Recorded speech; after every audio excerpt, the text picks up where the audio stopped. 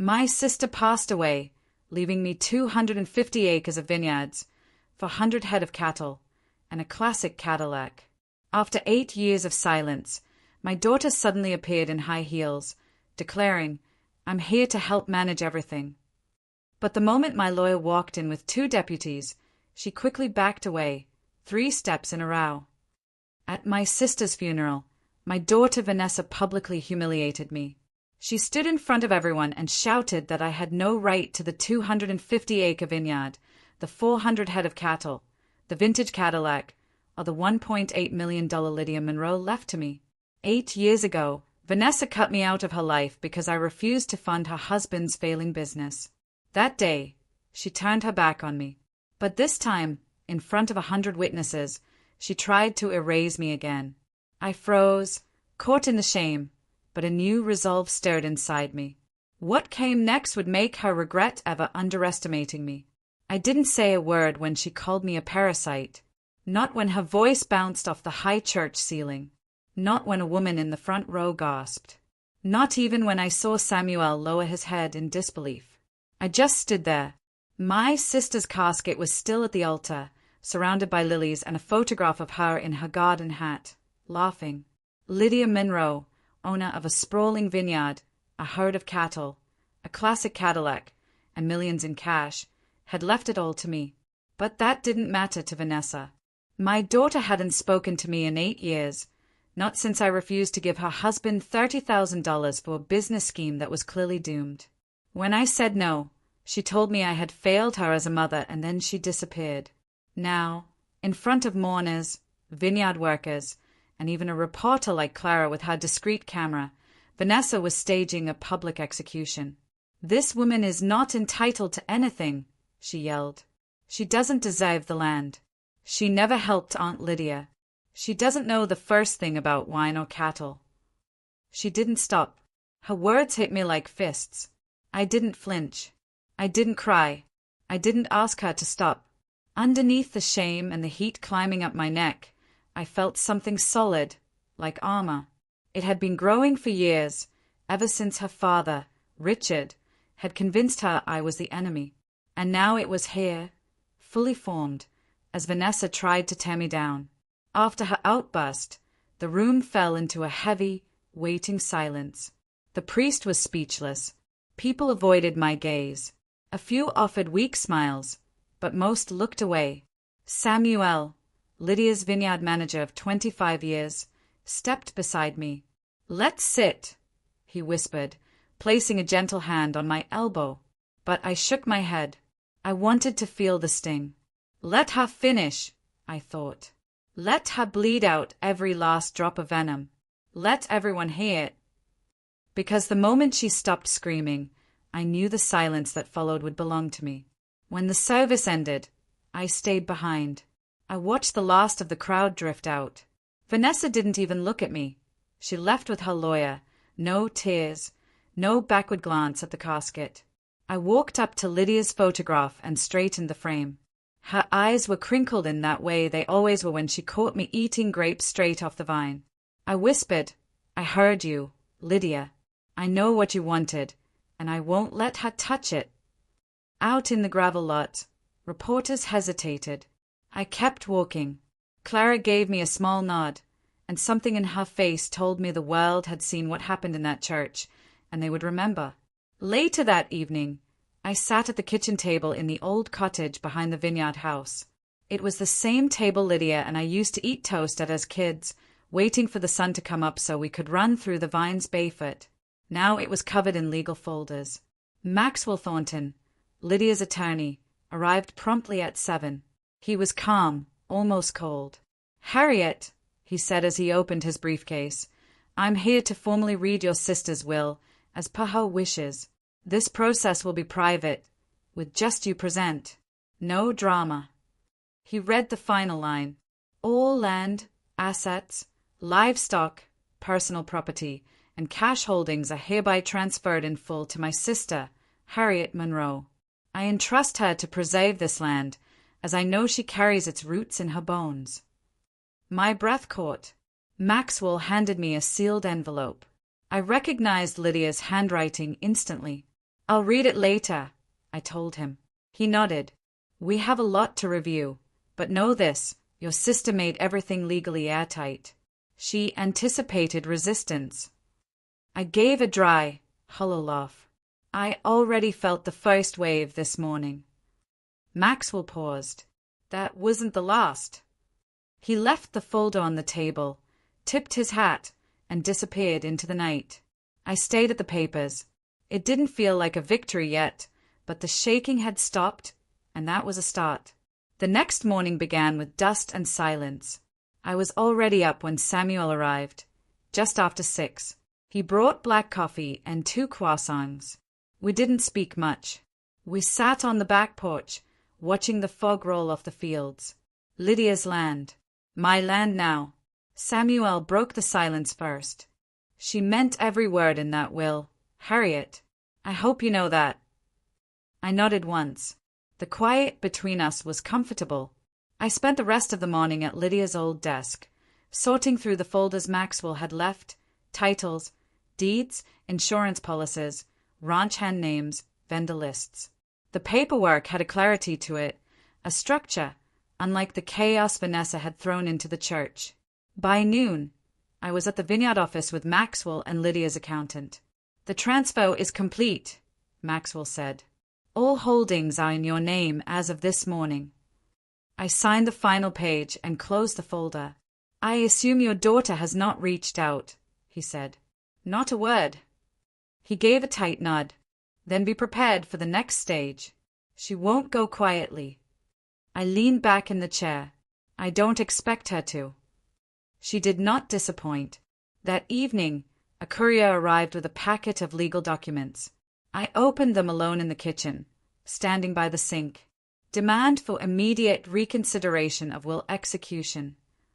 Petition to delay asset transfer. Motion to freeze estate distribution. All of it was signed by her attorney, and all of it was aggressive. Vanessa was never subtle. I called Maxwell. She's trying to freeze everything. He didn't hesitate. I'll file the response before midnight. She has no standing, no history of support or contribution, just noise. Still, it lit something in me. I walked past the old irrigation shed and down the dirt path Lydia and I used to walk every spring, back when we'd dream about what the land could become, and when I thought Vanessa might be a part of it. That dream was long gone. The vineyard was mine now, and with it came the burden of defending what Lydia had trusted me with. The next day, Vanessa arrived in person. She didn't call ahead or knock. I saw her through the kitchen window, standing at the front steps in black slacks and a wine-colored blazer. Her hair and expression were tight. I opened the door and said nothing. She stepped inside like she owned the air, looking around with mock disappointment. Still the same curtains. Still smells like wet books and regret. I closed the door behind her. You think this is over? She asked. You think a signature and a letter from a dead woman can erase everything I've done for this family? I crossed my arms. 8 years, Vanessa. You've been gone for 8 years. You never called. Not once. She smiled, slow and bitter. You think I needed to call? I was out building something real. I let the silence settle. She paced the room as if presenting to a jury. My husband and I built something from nothing. We just needed one push. You turned your back on us. I said nothing. So now, she said, you're going to fix that. You're going to sign over half the land. Not all, just half. That's fair. And the cattle. I know a guy who can take the herd off your hands for a good price. You wouldn't even have to lift a finger. I didn't move. She pulled papers from her bag. My voice was calm. No. She blinked. Excuse me. No, I repeated. Her jaw locked. I gave you a chance to do this the easy way. I stepped forward. You gave me nothing. You walked away. You erased me. And now you're standing in my sister's house asking me to give you what she left behind. I watched her face shift from anger to calculation. She softened her tone. Mom, let's not fight. We can work together. You don't have the background to run this place. I can help. I took the papers from her hand, walked to the fireplace, and dropped them in. She stared at the flames as they caught. Then she turned and walked out. No threats, no yelling. But I knew it wasn't over. That woman wasn't my daughter anymore. She was a storm coming, and I was done seeking shelter. 2 days passed before her next move. I spent those days walking the vineyard with Samuel, reviewing harvest schedules and distribution contracts. There was comfort in the rhythm of it, the hum of bees, the steady pace of boots on soil, the smell of ripe fruit. The land was honest, even if the people around it were not. Samuel didn't ask about Vanessa. We both knew something was brewing. On the third morning, Eleanor Price showed up at my door with a paper bag of peaches and a frown. She was direct, sharp, and loyal. We'd met in college and reconnected years later. She set the bag on the table and pulled out her phone. "You need to see this." She showed me a screenshot of a blog post with my name in the headline. "Local retiree inherits vineyard, freezes out real A." It had a grainy photo of me outside the courthouse, head down, sunglasses on, the kind of image used to suggest guilt. It was a slick mix of half-truths, painting me as greedy, a manipulator who exploited a dying sister's mental decline. None of it was true, and all of it was intentional. I didn't speak for a while. I read the whole thing twice, then set the phone down. "She wants a war," I said. Eleanor nodded slowly. "And she wants to win it in the court of public opinion before the law catches up." Later that afternoon, I found Samuel in the equipment shed. I handed him the phone. He read the article without a word. "She's going for your throat," he said, handing it back. "Let her." His eyes held mine. "Are you sure?" I was, because I could see it clearly now. Vanessa wasn't here for family or memory or control. She was here for liquidation. She wanted to chop Lydia's life into pieces and sell it. She wanted the money in her account, the cattle on a truck, the vines under contract to some private equity firm that would squeeze the land until it broke. She didn't care about what was built. She cared about what could be sold. That night, Maxwell came by with the final trust statements and a printed copy of the blog post. "This came from her husband's marketing firm," he said. I traced the domain. Of course, she hadn't just decided to attack. She had prepared for it. Maxwell tapped his folder. "Her attorney has filed another motion, this one requesting an emergency hearing to challenge the will.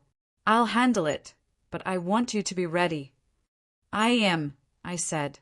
The next morning, Vanessa returned. No warning. I heard her voice before I saw her, loud and controlled, as she spoke to one of the ranch hands. "I'm sure you all wondering how long you'll have jobs once my mother cashes out." The man, Jordan, barely 20, looked like he wanted to vanish. Vanessa spotted me, her smile wide, her eyes cold. "Just making sure everyone knows what's coming," she said, climbing the steps. I blocked the doorway. "You've said enough." She tilted her head. "The community deserves the truth." "You don't care about this community. You don't even live here." She stepped back and gestured toward the vines. "And yet I was born here. You raised me here. That should mean something." It did. Once. She saw the steel under the quiet and dropped the next blow. "I've met with investors. 2 serious offers. We can both walk away with what we want. You keep the house and a little land. I take the rest. It's a win-win. You don't want the headache of running this place." I kept my voice steady. "You think money is the goal? It never was." She scoffed. "Then what is this? Pride? Spite?" "No. Legacy." She turned and walked away. Not defeated, just regrouping. That afternoon, Maxwell called again. Her legal team had submitted documents questioning my mental fitness, claiming I was under emotional duress and too old to be trusted with the estate. They attached affidavits from paid experts and distant cousins. The intent was clear. Vanessa wasn't trying to win in court. She was trying to overwhelm and drown me in papers and headlines. She thought I'd fold. She didn't know me at all. I spent the evening rereading Lydia's letter. The ink was dark, the handwriting steady. Lydia had always been deliberate. She wrote that I had always known how to wait, how to endure, that I understood the value of patience and precision. That was the difference between Vanessa and me. Vanessa shouted. I listened. Vanessa grabbed. I watched. She stormed. I endured, but not forever. I folded the letter, set it in the drawer, and turned off the light. The next phase wouldn't be about defense. It would be about exposure. Let her keep talking. I had something else. Truth, proof, and a plan. I met Eleanor at the old cafe. She chose a corner table, her back to the window, her eyes on the door. Years of being a judge had made her alert. She wore no makeup, her silver hair in a knot. Her hands were steady as she poured sugar into her tea. She just waited. I laid the folder on the table. It was light, thin, but felt like granite. She opened it. Photos, emails, a phone transcript. Samuel had helped gather it all. Vanessa had underestimated how many people were loyal to this land. Eleanor scanned the documents in silence. She placed a finger on one email. This is enough to ruin her in court. It wasn't a threat, just a fact. Vanessa had been working with a commercial developer from Nevada to parcel the vineyard into private estates and resorts. The emails revealed her intention to dissolve the foundation Lydia had set up, remove the farmhands, and bulldoze the cottages. It wasn't just disrespectful, it was premeditated. Eleanor closed the folder. You said you didn't want to fight her through the courts. I don't, I said. Then use the court of truth. I nodded. Later that day, I met with Clara Whitmore, the journalist. She hadn't run the funeral footage yet, waiting for the right moment. I told her it was time. I handed her the folder. Her eyes widened as she flipped through the contents. She asked for a quiet room and a few hours. I gave her both. By sunset, she had assembled a report. She showed me the first cut, no music, no edits, just truth layered with more truth. Vanessa yelling at the funeral, documents, voiceovers, screenshots of emails. A clear path from her arrival to her intentions to sell. It was clean, harsh, and honest. I asked her to hold it for one more day. I had my own work to do. That night, I unlocked the small safe Lydia kept in her office. The combination was the same as always. Inside were letters and a digital recorder. I charged the device and played the most recent file. Lydia's voice filled the room. She spoke slowly, carefully.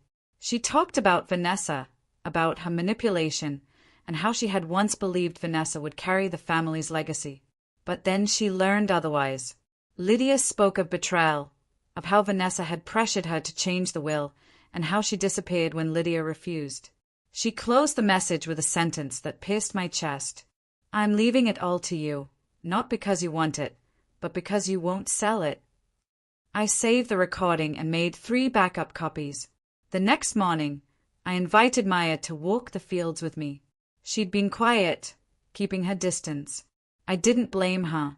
She came here to learn about wine, not to get caught in a family war.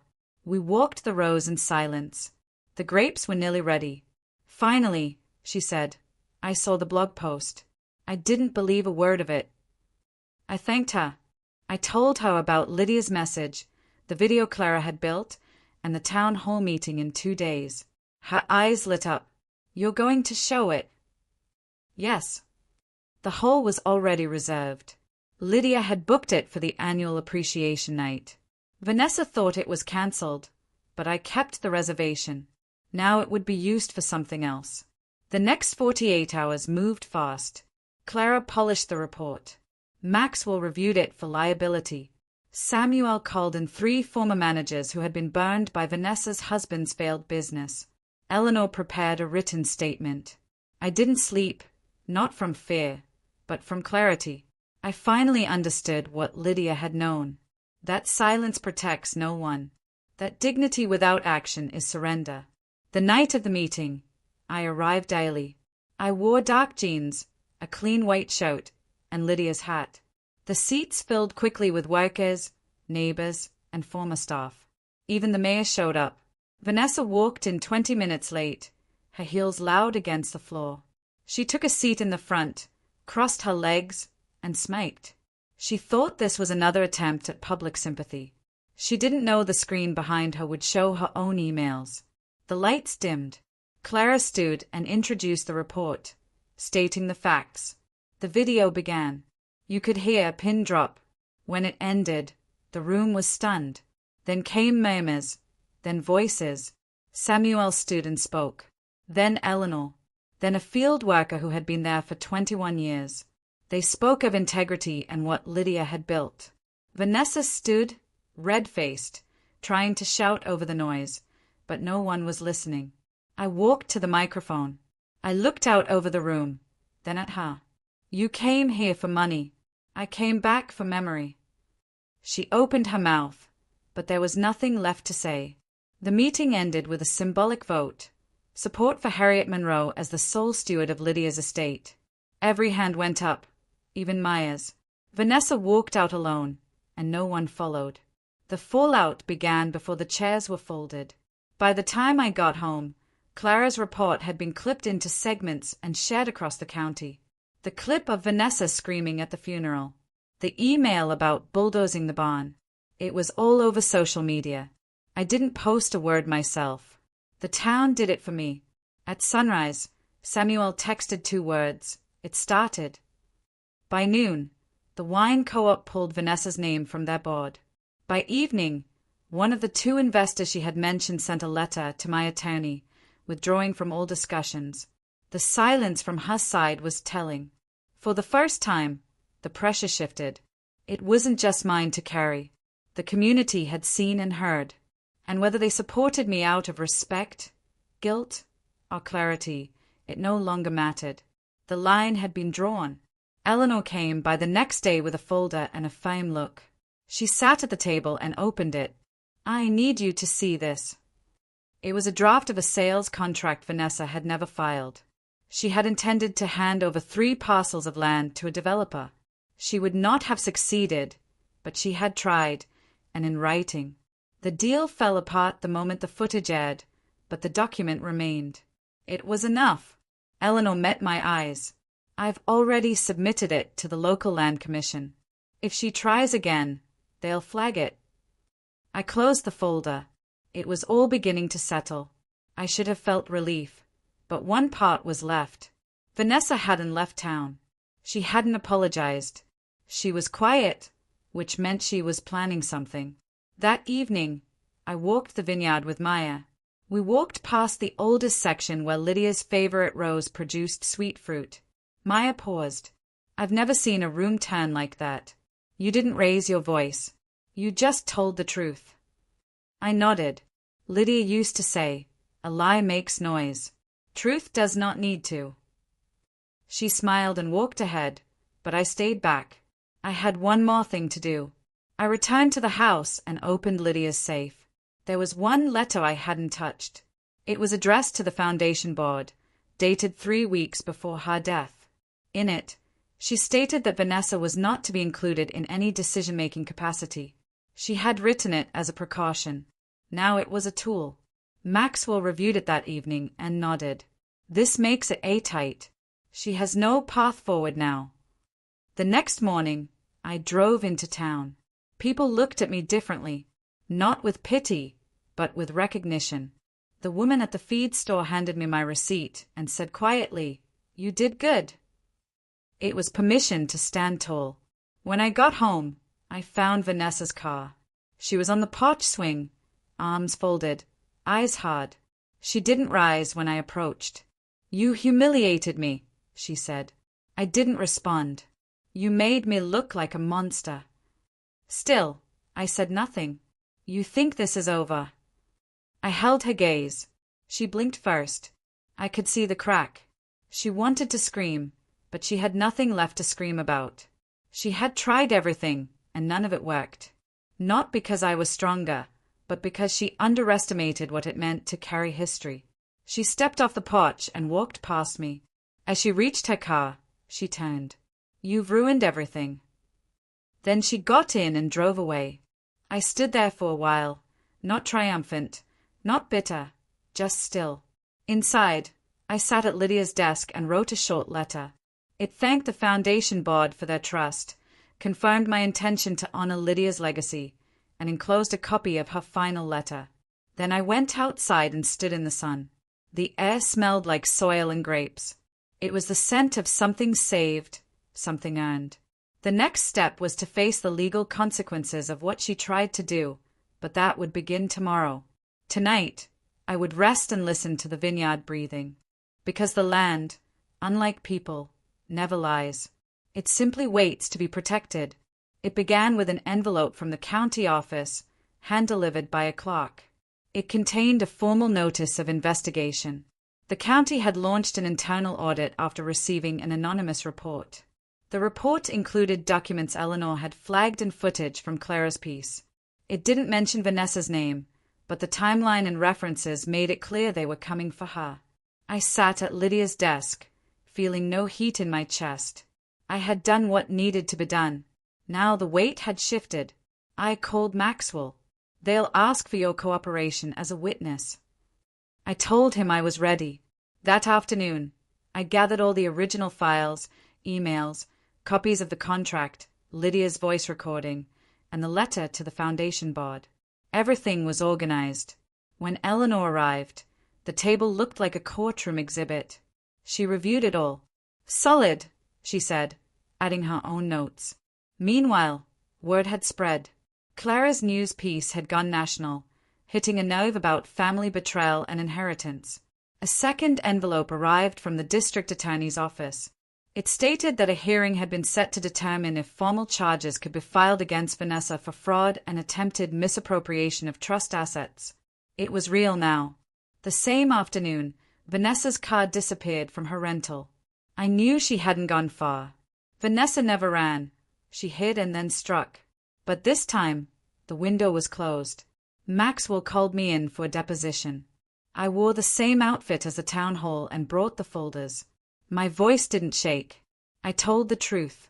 From the funeral to the bulldozers, from Lydia's words to her last wishes, from the whispers to the meeting that flipped everything. I told them about our estrangement and her reappearance only after the estate was announced. The truth carried its own weight.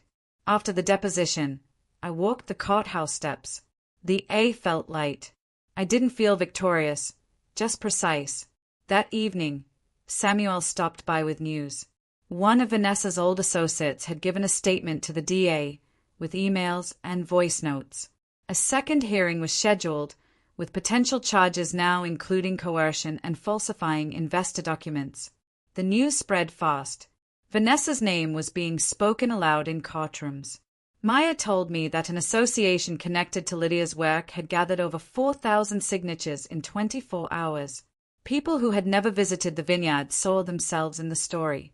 I stayed out of the comments. I had work to do. The next morning, people came to help with the harvest, old friends of Lydia, former students, even local kids. They came because they knew this land deserved to survive beyond the scandal. I worked beside them, not speaking about Vanessa. Let the courts handle what I had already exposed. That night, I received one final letter from Vanessa's lawyer, a quiet withdrawal of all claims. No apology, no explanation. Just 2 pages of cold legal language. I read it 3 times. Then I placed it beside Lydia's last letter. The contrast said more than any courtroom could. I went to bed early, and for the first time in months, my sleep would not be interrupted by doubt. And outside, the vineyard stood quiet, still mine, still untouched. It was just past 6 a.m. that I, in the twilight, I watched the old white sedan pull onto the gravel lot. I'd been pruning the vines on the south fence, my gloves sticky with sap and dirt. The evening light was a golden hue, making the vine rows glow like candles. The car door shut, not with a bang, but not softly either. She stood at the field's edge, as if unsure of her next move. Her hair was pulled back too tightly, and her face seemed thinner, her cheekbones sharper than I remembered. The suit she wore was stiff, like she had been carrying a heavy weight in its pockets all day. Vanessa didn't speak. She just waited. I peeled off my gloves, put them in my back pocket, and walked through the rows until I was about 10 feet away. The silence wasn't light. It was thick. She met my gaze, and I gave a single nod, a sign of recognition, not welcome or forgiveness. She followed me to the back porch. I didn't invite her in. We sat on 2 chairs facing west, toward the hills. The air was a mix of lavender and dust. I poured us each a glass of water and waited. Vanessa finally spoke. She said she had seen the letter, the official withdrawal. I replied that I had received 2. She said she wasn't here to ask for anything. No appeals, no claims, no dramatic final requests. I nodded again. After a moment, with her fingers gripping the glass, she said she never intended for things to go this far. I didn't respond. She said she just wanted a piece of something, a part of Lydia's legacy she believed she deserved. My face remained calm. I told her that a legacy isn't earned by showing up after the work is done to claim you planted a seed. I turned away, but I didn't soften. I reminded her that she hadn't visited the hospital when Lydia was sick, hadn't called once, hadn't sent flowers or a card. I reminded her that Lydia left the ranch to me not because I asked, but because I stayed. I watered the vines through droughts, fixed fences in the winter, and held her hand when her memory faded. Lydia knew who had roots here, and she made her choice with clarity. Vanessa clenched her jaw but didn't interrupt. She then asked what I wanted from her. It wasn't a question, but a surrender. I told her I wanted nothing. I didn't need her apology, her confession, her tears, or her proof of sorrow. What I needed was silence. I needed distance. I needed this story to end. Vanessa sat perfectly still. I reminded her that her actions weren't just betrayal. They were theft, attempted erasure, and public humiliation. I reminded her that she stood in a church and called her own mother a parasite. I told her she wasn't a victim of a mistake. She was the one who made it. The sun was sinking, casting shadows across her hands as they tightened on the glass. She said she had nothing left, no home, no friends, a gone husband, a suspended job, a stained reputation. She said she was empty. I told her that sometimes being empty is the first step toward becoming someone new. She let out a sound that was a mix of a laugh and a caught breath. She then asked, "Why not fight harder to save us?" I looked toward the vineyard. "Because you started the fire," I said, "and I'm done running into burning buildings for people who lock the door from the inside." Vanessa didn't argue. She sat there quietly, her shoulders slumped, all sharpness gone. Just a woman left with whatever came next. I stood up. She didn't. I said one last thing before going inside. "You're still my daughter. That won't change.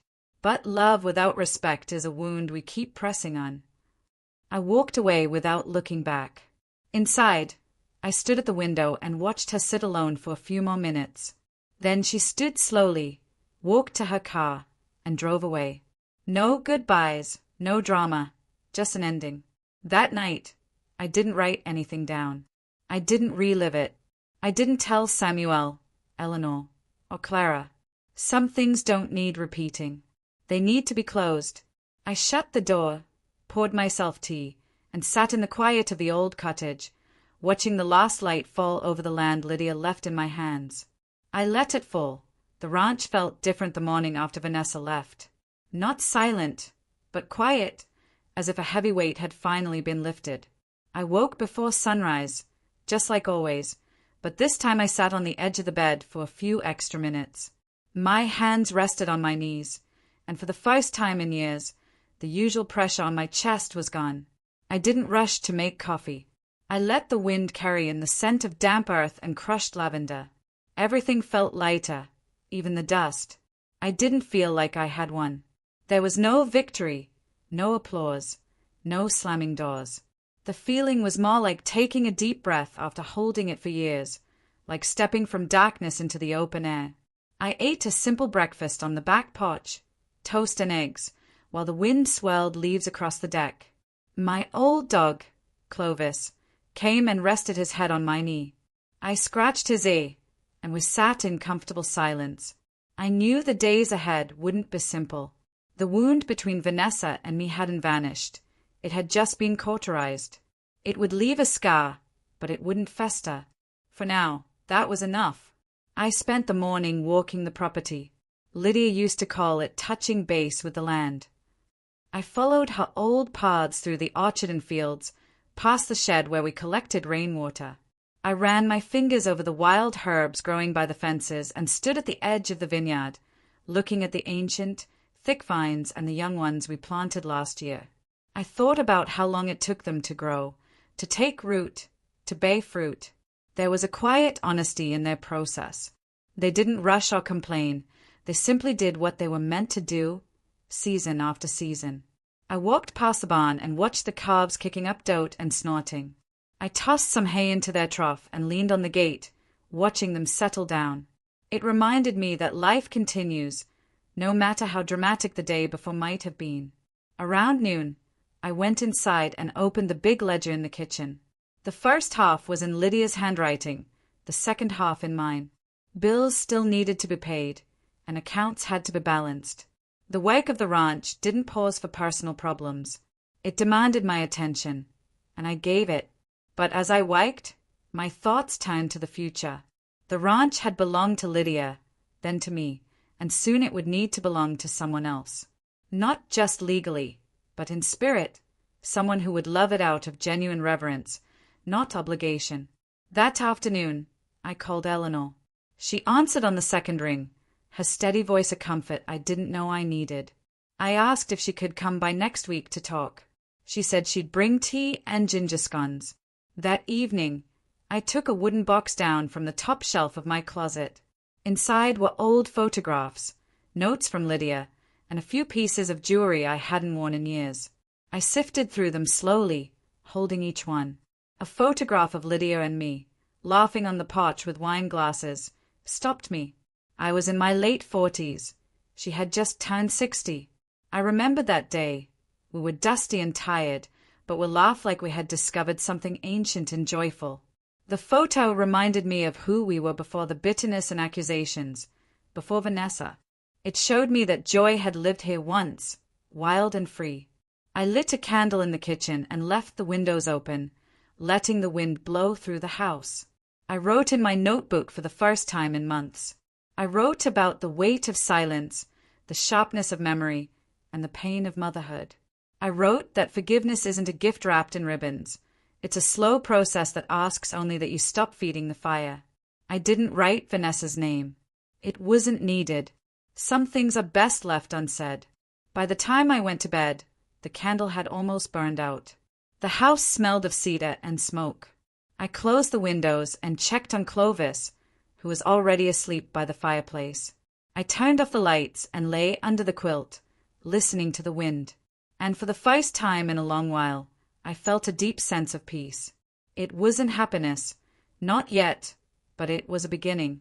The sun rose behind a soft veil of clouds, casting a silver light over the vineyard. I stepped outside with a mug of black coffee, wrapped in my old flannel shawl. The air was still, tasting like change. I had spent the past few days thinking, walking, and listening. Lydia's absence no longer felt like a wound, but a space. And in that space, I realized what I had to do. This land was more than just a memory of her. It was my voice, my way of choosing what my legacy would be now that the old scripts were gone. So I dressed, not in jeans or mud boots, but in slacks and a crisp blouse, and drove to town. The tires hummed a steady, grounding rhythm against the road. I didn't turn on the radio. My first stop was the attorney's office. Eleanor met me at the door and led me into the same conference room where I had been handed Lydia's will, trembling. This time, I was the one holding papers. I handed her a folder with new instructions. I told her I would keep the house, vineyard, and cattle until I passed. But I wanted to create something bigger than a simple inheritance.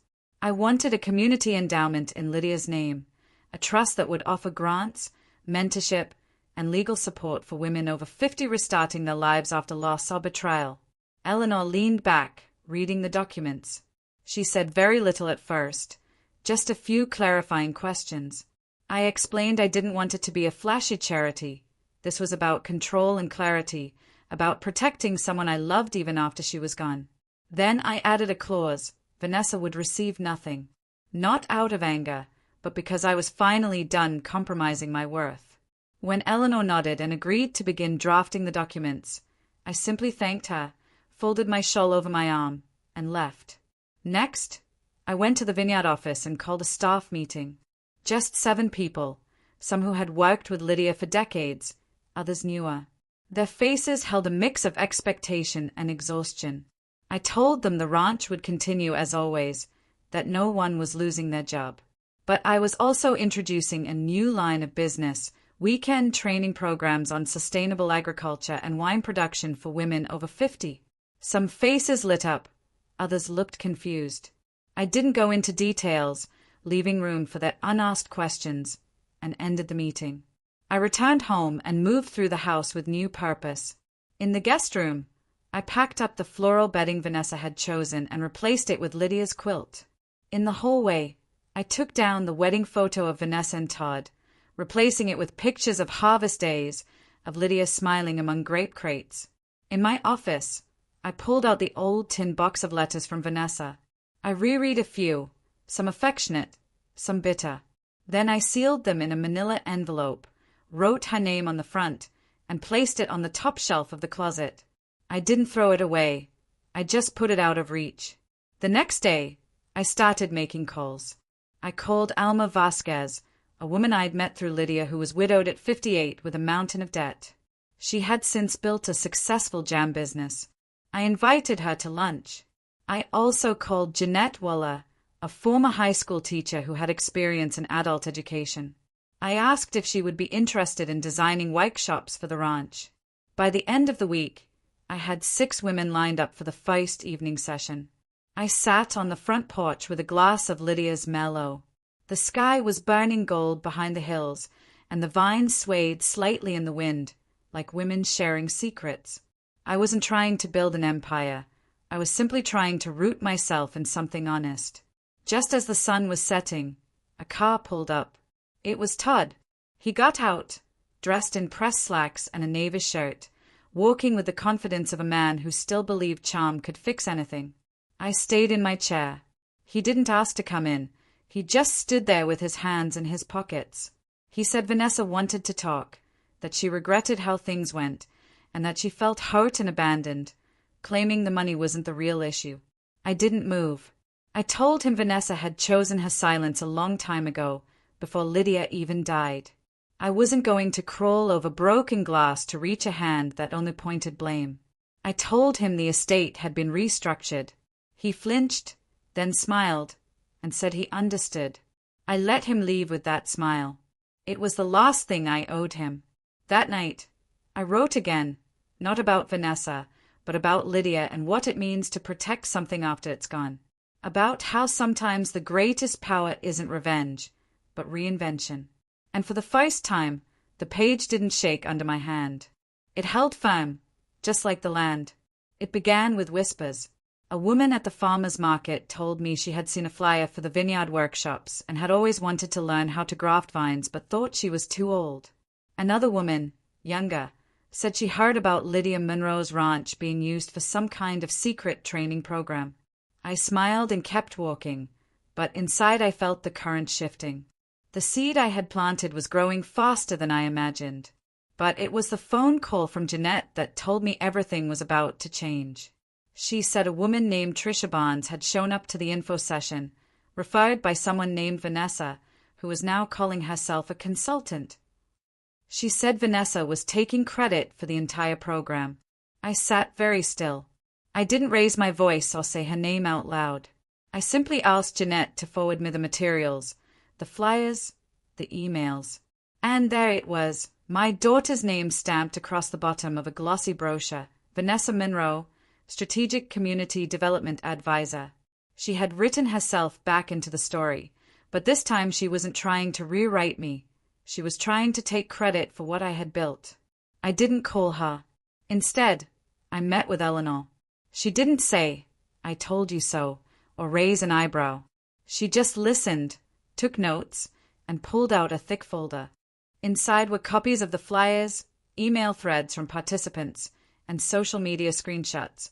Proof that Vanessa had misrepresented herself as a co-founder of the Monroe Women's Trust and had taken funds from at least 4 attendees for early access mentorship. Eleanor said one word: fraud. Then she asked what I wanted to do, and I told her. 2 days later, Eleanor sent a cease and desist letter to Vanessa's attorney. 2 days after that, we filed a formal complaint with the state. The workshop funds were frozen, and a temporary injunction was placed on Vanessa's consulting activities using our name. And just like that, the mirror cracked. I heard about it first from Todd. He showed up again, looking a mess. His eyes were bloodshot, and his shirt was wrinkled. He didn't come inside, just stood on the porch and mumbled that things had gotten complicated. He said Vanessa was spiraling and blaming me for everything. I told him to leave, but before he turned away, I said one last thing. Tell her I'm done protecting her from the truth. He didn't reply. He just walked back to his car, slower than before. Within a week, word spread. Local business owners who had supported the workshops began to distance themselves from Vanessa. A small article in the regional paper detailed how she had used the Monroe name for personal gain. When a few women backed out of the upcoming sessions, worried about being tied to the scandal, I wasn't mad. I was just tired. It was a deep kind of tired, not the kind a good night's sleep can fix. It came from holding on to too many stories that never got told. So, I decided to tell mine. With Eleanor's help, we published a simple open letter in the Sunday paper. There was no drama, no blame, just the truth. I explained how the ranch came into my hands, that Lydia left it to me as a reminder of who I used to be, not just as a piece of property. I shared what the trust was truly for and that it would continue with or without the approval of those who once shared my blood. The next Sunday, I hosted the first Community Harvest Day. 32 women showed up. We walked through the rose garden, laughed, pulled grapes, and ate sandwiches under the oak trees. Some cried, most smiled. That night, I sat in my usual chair on the porch, watching the horizon. The sky was filled with stars, and the air smelled like earth and wine. Then I heard footsteps, not the nervous shuffle of Todd or the precise clicks of Eleanor's heels. This was a slow, steady walk. I knew it was Vanessa before I even turned. She stood at the bottom of the steps, her pale hair pulled back, not in silk or pearls, but in a t-shirt and jeans. She didn't speak right away, and I didn't push her to. Finally, she said she hadn't meant for things to go so far, that she just wanted to feel useful again, and that she didn't know how to ask for help without making it about herself.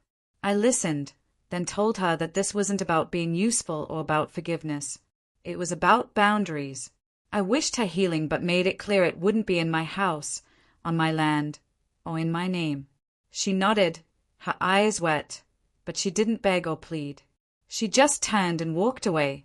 For the first time in years, I didn't watch her leave with a broken heart. I watched her leave with peace. That night, I opened Lydia's old journal and wrote one last line beneath her final entry. We come from the earth. We return to it, but in between, we must learn to root ourselves in truth. Then, I slept without dreams. After months of careful work, the vines were coming back to life. The vineyard looked less like a wound and more like a body healing. The branches reached toward the light with a quiet confidence. Some mornings, I'd just stand on the patio with my coffee and watch the fog rise over the fields. The peace was almost unsettling, but I welcomed it. There was no ceremony when I fully took over the trust. It wasn't marked by a headline or plaque. The change happened in quiet gestures, a woman in her 60s dropping off a letter asking to volunteer, a high school girl asking about mentorship, a retired professor wanting to teach workshops on self-reliance. It all came in slowly, gently, like a soft rain you don't notice until the ground is no longer hard beneath your feet. Jeanette became my right hand without us ever saying so. She stopped calling me Miss Monroe. We redesigned the courses, added a monthly open circle for women to share their stories, and replaced long intake forms with conversations. One afternoon, Jeanette brought me a wrapped box.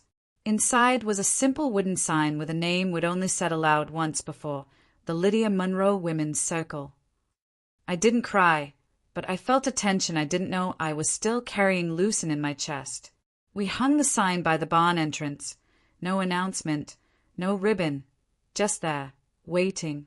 By late April, the ranch was no longer just mine. It had a new rhythm.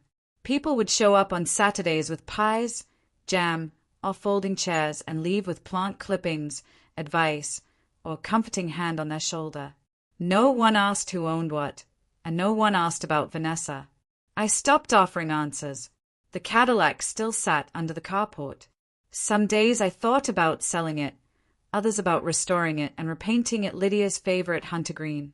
But mostly, I just left it there, a relic, a reminder. Eleanor still visited, though less often. She'd taken on more pro bono work, saying that helping women reclaim their assets had become personal for her. One afternoon, as we walked the perimeter of the vineyard, she said she hadn't expected things to settle so fast. I told her it wasn't about speed. It was about choosing stillness over chaos, letting the noise bane itself out while you keep planting. She nodded, and we walked in comfortable silence. Around that time, an old friend of Lydia's reached out. Miriam, who had co-managed a small winery with her, sent a letter.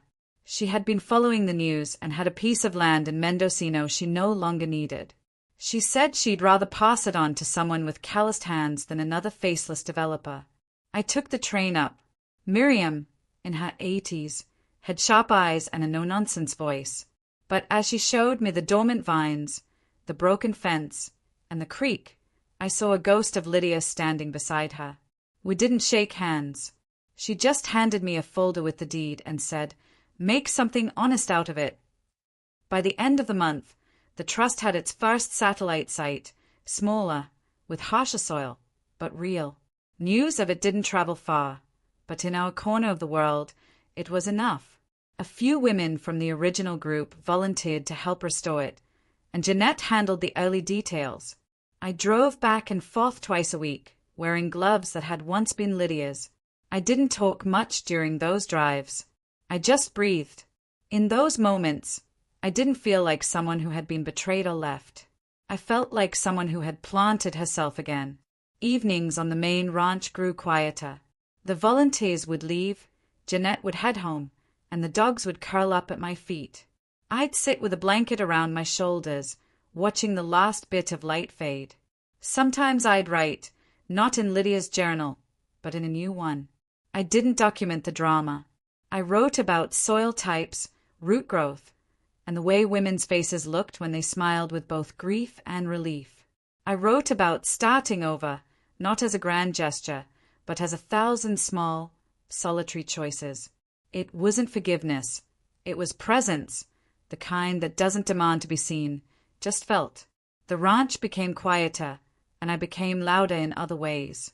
Not by shouting, but through ownership, clarity, and a silence that was no longer empty, but full. By the end of the season, I had started planning something new. Not a class, not a workshop, but a legacy. That's for another chapter. Summer rolled in, quiet and warm. The vineyard hummed in the heat, and bees drifted lazily around the lavender. For the first time in years, I felt no need to prove anything, not to Vanessa, not to Lydia's memory, not even to myself. I had already done it. The trust was no longer just a legal structure. It had grown into something living. Every week, women came to the ranch with different stories and different wounds. They worked the land not just to harvest grapes, but to reclaim their value. I saw it in small moments. A woman who once spoke in a whisper, now laughing by the barn. A grandmother teaching a younger woman how to check a rootstock. These moments told me more than any headline or financial report ever could. There was no announcement the day the final deed was signed. I walked into the local registrar's office, sat across from a clerk who looked barely old enough to drink, and signed over the Mendocino property to the trust, now officially named the Lydia Monroe Foundation for Women Reclaiming Their Lives. Just ink and silence, no red tape, no cameras. I didn't tell Vanessa. I didn't need to. She had disappeared from the news cycle. Her name no longer appeared in my search alerts. Whatever money she thought she'd get from tearing me down had vanished the moment I refused to let her control the story. And that was enough for me. I had no interest in her apology or reconciliation. I had made peace with silence, a different kind of silence than before. This was one I chose, born from clarity, ownership, and purpose. Some evenings, I'd drive the Cadillac along the back roads. I'd roll down the windows and just listen to the wind rustling the fields, the tires humming on the pavement, and my own breathing. That was enough. One Sunday in mid-August, Jeanette brought her 8-year-old daughter, Nova. She was bright-eyed with wild hair and boots that were too big for her. Nova ran up to me with a purple notebook and asked if she could plant her own vine. I nodded without a word. We walked past the barn to the richest soil in the vineyard. Nova knelt and pressed her hands into the dirt like it was a secret. She dug a small hole, placed her seedling gently, and whispered something I couldn't hear. When she looked up, she gave me a full-toothed smile. That night, I wrote in my journal, "Today, a little girl named Nova planted her future beside mine," and it was enough. In the days that followed, we prepared for the first annual gathering. Women from all over the region came, some with their daughters, others alone. We had music, simple food, and shared stories by the fire.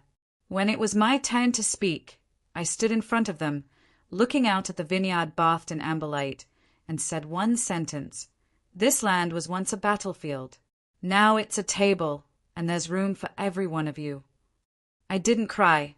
I didn't need to. They understood. By the end of the night, the barn was filled with laughter, not the kind that hides pain, but the kind that rises from it. I never saw Vanessa again. I don't know if she ever healed or if she ever looked back and saw the damage she left behind. But I stopped needing answers. I stopped needing anything from someone who had once chosen to leave. The life I rebuilt wasn't an act of revenge. It was an act of refusal. I refused to carry her hatred. I refused to inherit her silence. I refused to let her define my last chapter. And now, I'm writing my own. So, if you ever find yourself abandoned or discarded by the people you once called family, remember this. Silence can be survival, but rebuilding is power. I rebuilt, not to prove a point, but to plant a future. If this story resonated with you, I want to hear it. Have you ever been pushed aside by those you love most, only to find a strength they never imagined? Thanks for watching. Take care. Good luck.